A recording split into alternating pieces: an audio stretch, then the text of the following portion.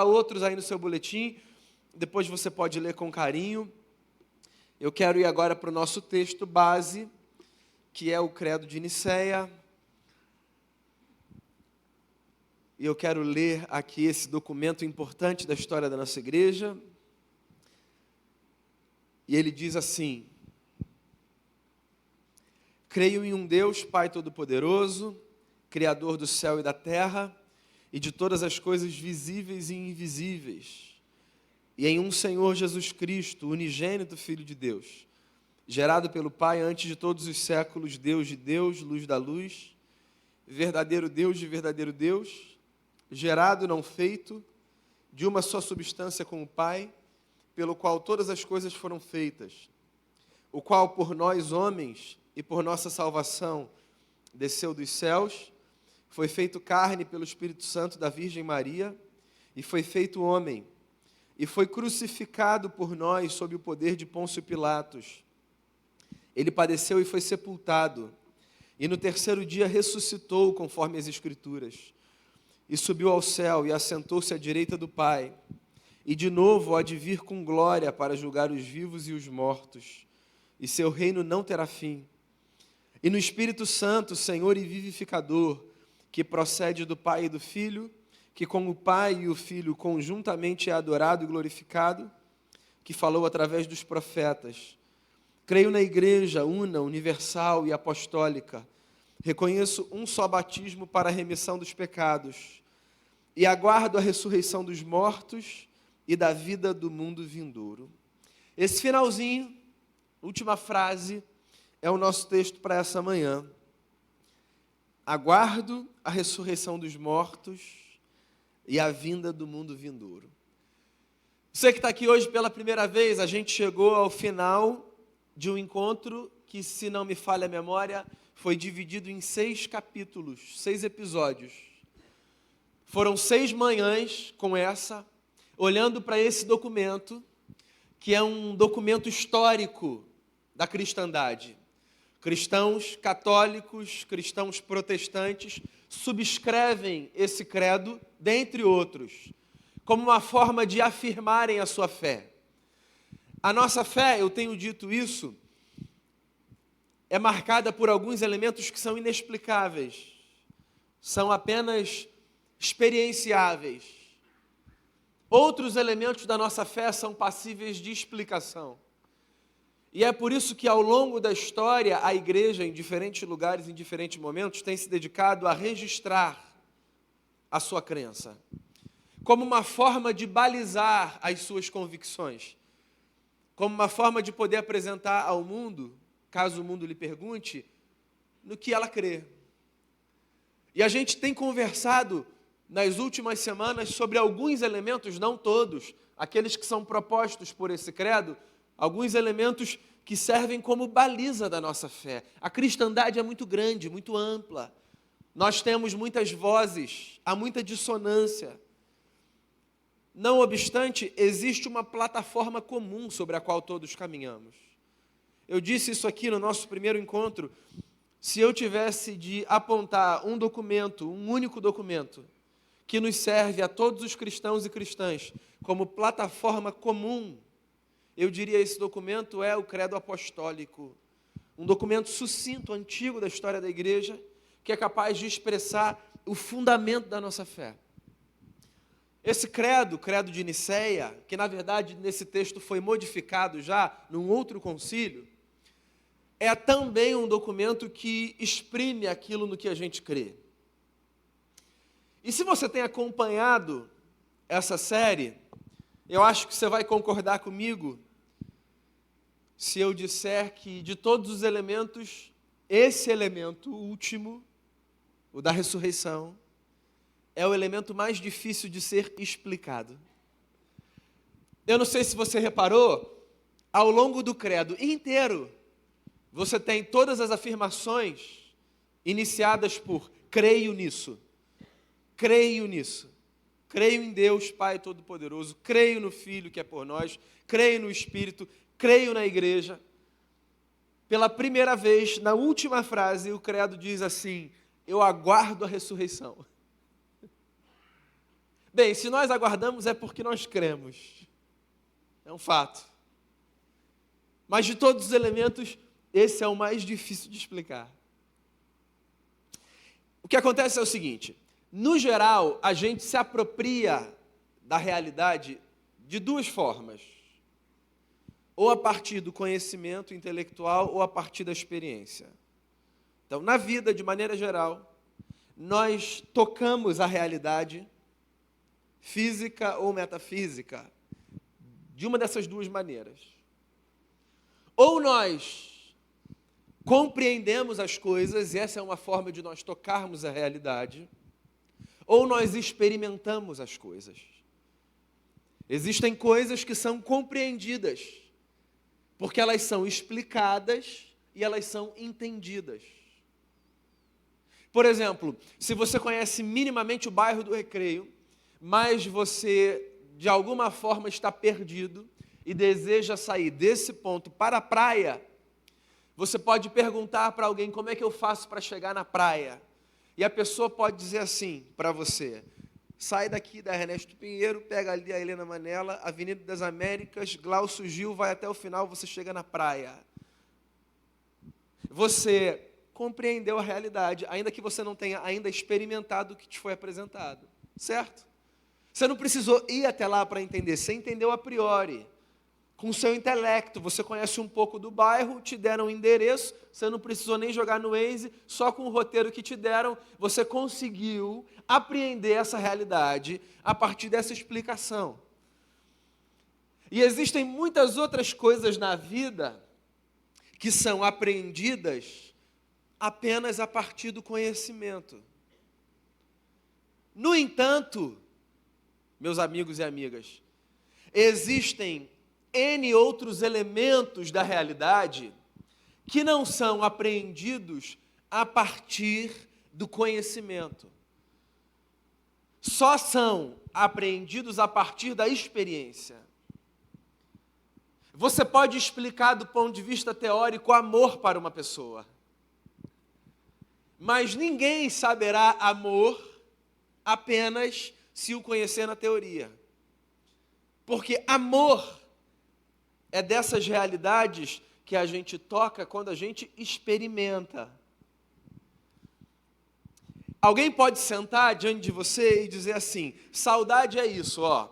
E aí dá uma explicação filosófica linda.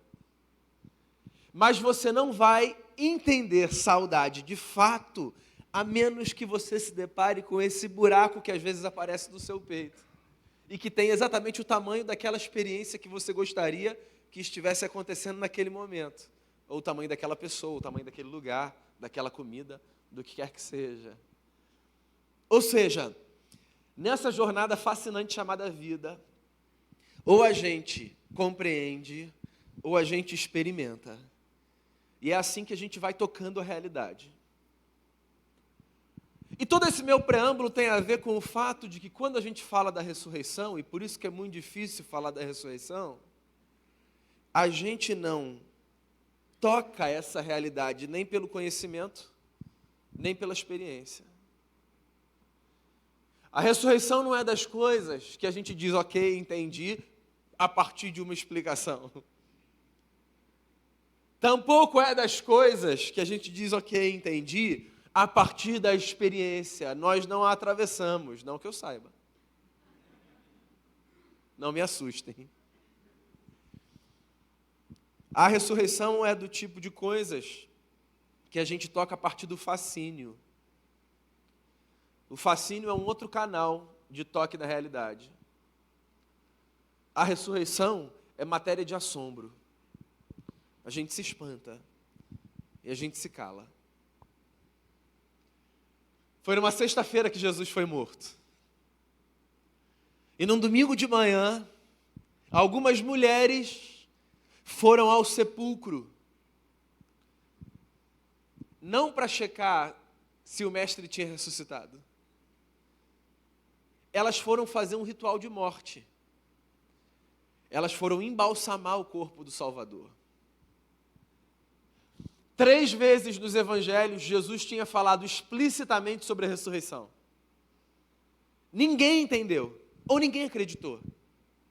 Por uma razão muito óbvia, a gente não convive com a ressurreição no dia a dia. Quando a gente recebe a trágica notícia de que alguém morreu, o nosso peito é rasgado porque está posto diante dos nossos olhos. A morte é o fim. Não existe absolutamente nada que a gente possa fazer contra ela. É a notícia que ninguém quer receber. É o toque da realidade que ninguém quer experimentar. Porque se alguém nos dá a notícia de que uma pessoa ficou doente, a gente ora, a gente visita, a gente se aproxima, a gente tenta recuperar o tempo perdido, a gente faz as pazes, a gente manda presente, a gente vai ver, a gente sente o cheiro. Mas quando chega a notícia da morte, ela é irreversível.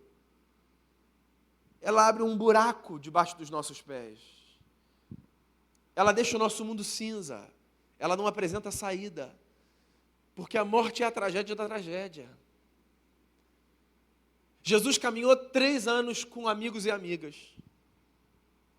3 vezes disse explicitamente: eu morrerei e ressuscitarei. Ninguém entendeu. Você não entenderia. Eu não entenderia. As Marias que foram para o sepulcro não faziam ideia. Foram com perfume para embalsamar o corpo de Jesus.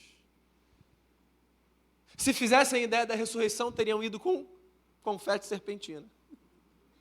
Vamos fazer festa, já está voltando. Contagem regressiva.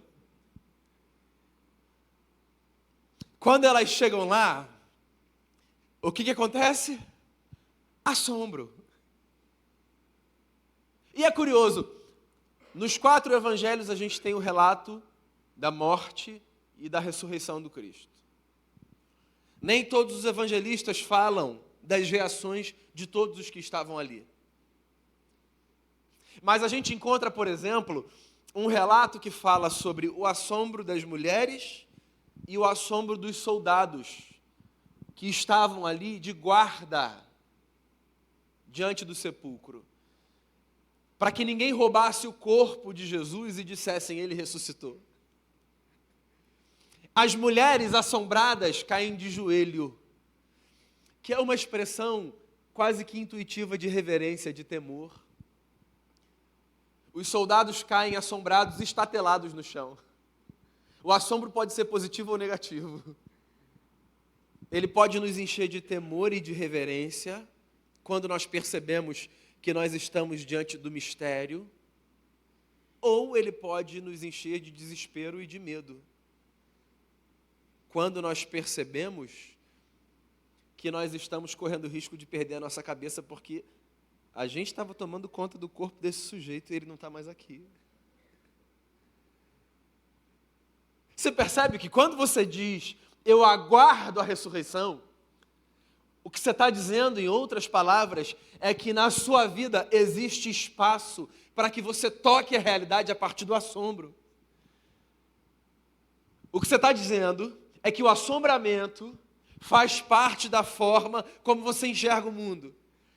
Você é de um tipo de gente que se permite ser tocada pelo fascínio. Que para você existe lugar para experiências na vida que não são compreendidas e que não são experimentadas a priori, mas que podem ser concebidas como uma possibilidade. Você nunca foi perguntado por alguém: é sério que você acredita nesse negócio de que Jesus ressuscitou? Você acredita mesmo nisso? E de que um dia todos iremos ressuscitar dos mortos? E essa pergunta nunca te desconcertou? Você nunca ficou meio sem jeito, sem saber como responder?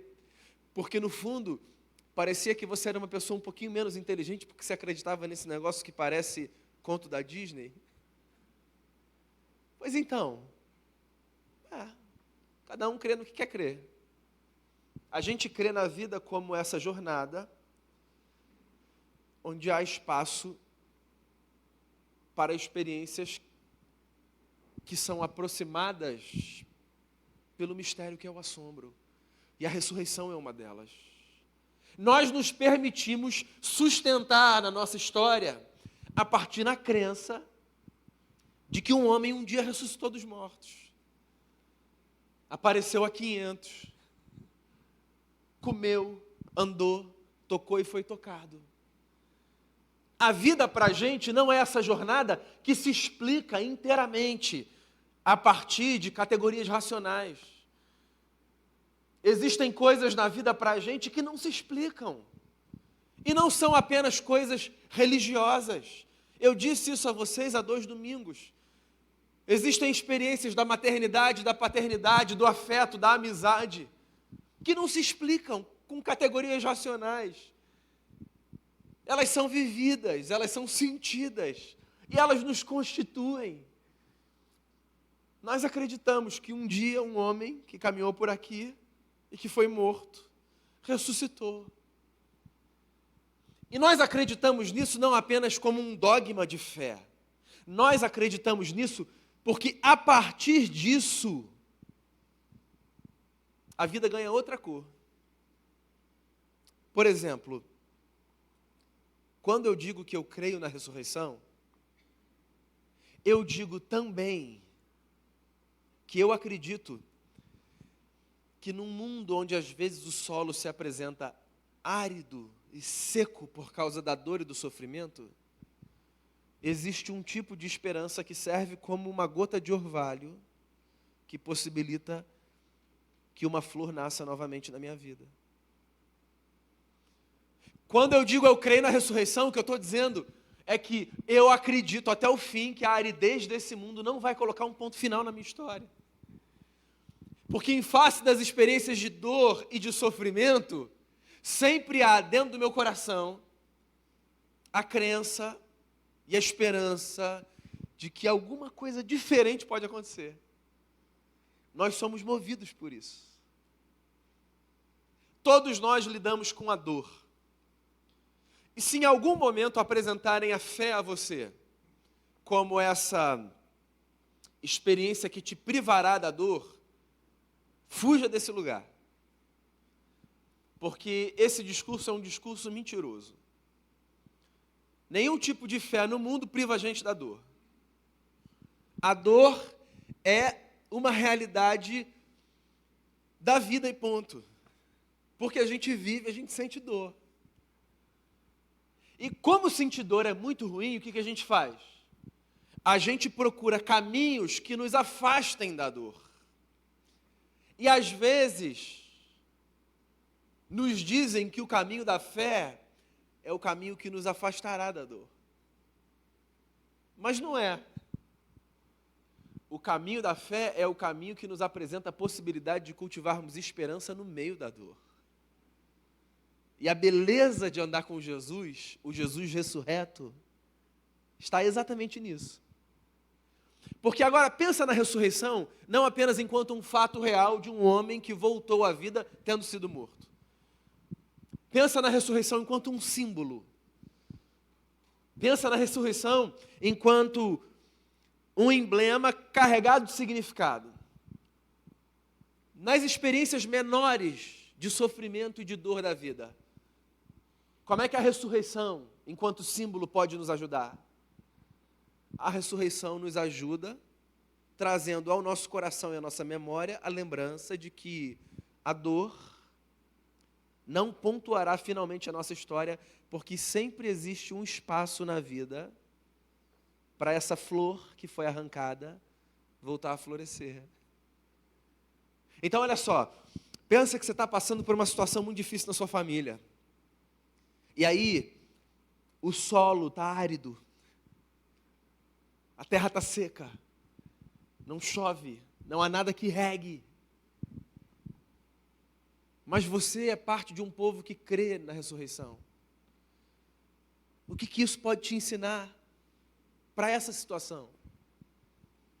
Isso pode te ensinar de que aquele cenário de morte pode ser revertido num cenário de vida. Daí pensa que no seu trabalho o solo está árido, a terra está seca. E tudo que você consegue enxergar é desgraça.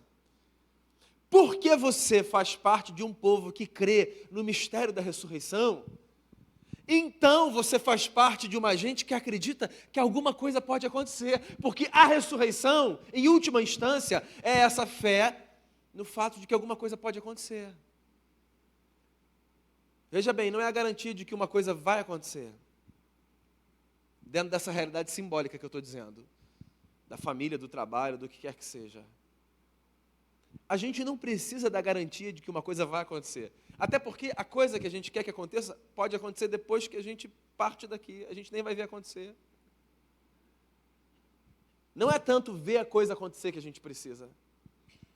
A gente precisa da esperança de que a coisa pode acontecer, porque é a esperança que faz a gente caminhar. É ou não é? A gente não se movimenta só quando a gente vê o resultado da nossa esperança. A gente se movimenta pela nossa esperança.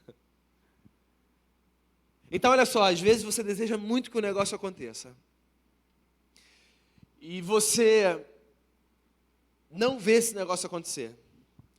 Mas porque você guardava no coração a esperança de que aquilo pudesse acontecer, você se movimentou desse lugar para esse lugar.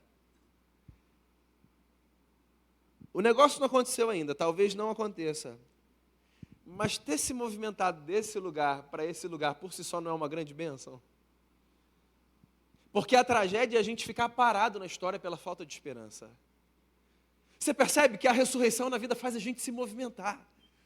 A crença na ressurreição faz com que a gente saia de um ponto e chegue em outro. Porque a gente crê que o mundo, por causa da ressurreição, é palco de florescimento. O mundo, por causa da ressurreição, é palco de novas experiências, de novas possibilidades. Então nós não somos de um tipo de gente que se satisfaz com o que está posto. Não que nós vamos determinar o que será posto a seguir. Mas é que nós nos movimentamos crendo que coisas podem acontecer. E isso por si só é um milagre. Porque o sujeito que perdeu o emprego e que não conseguiu se recolocar no mercado, ele tem a possibilidade de ficar parado no lugar onde ele estava, cheio de dor, blasfemando contra tudo e contra todos, dizendo, o mundo é muito injusto, e eu não merecia estar nesse lugar, ou ele pode se movimentar. E o simples fato dele se movimentar já é uma grande bênção. Porque não existe nada mais trágico na história do que nós permanecermos petrificados. A esperança, meus amigos, injeta no nosso coração a fé no que muitos não veem. As coisas podem ser diferentes. Porque mesmo que o cenário nos seja desanimador, alguma coisa pode acontecer. Porque eu me lembro, num domingo, alguma coisa aconteceu. Eu aguardo a ressurreição. Aguardo porque creio no absurdo de que um homem no terceiro dia atravessou a morte.